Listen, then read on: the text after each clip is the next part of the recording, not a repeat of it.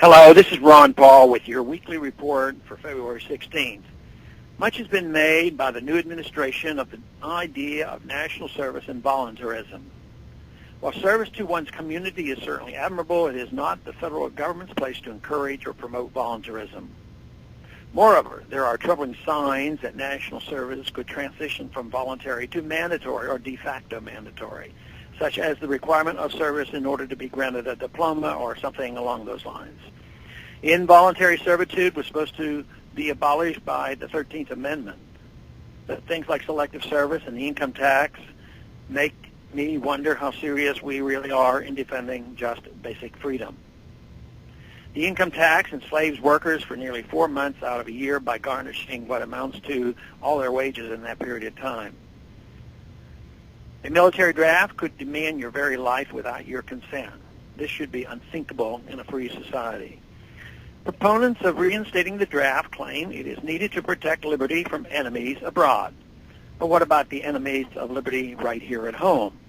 I'm convinced that there are more threats to American liberty within the 10-mile radius of my office on Capitol Hill than there are on the rest of the globe. If we would get our troops off of foreign soil, those perceived enemies of our liberty abroad are much more likely to stand down and let us be. We have more than enough troops to mind our own business and defend ourselves. It is only for world domination that we have a troop shortage. Nevertheless, some think recruiting for our military is too low and that the younger generation will not answer the call of duty willingly and must be drafted by force. I take extreme exception to this characterization of young people today. First of all, I believe they correctly see that foreign policy, as unpopular as it has been under Bush, is not significantly changing under Obama and has little, if anything, to do with defending the United States and certainly not the Constitution. Second, many see friends and acquaintances who have voluntarily enlisted and have taken note of how the soldier, the veteran, is treated.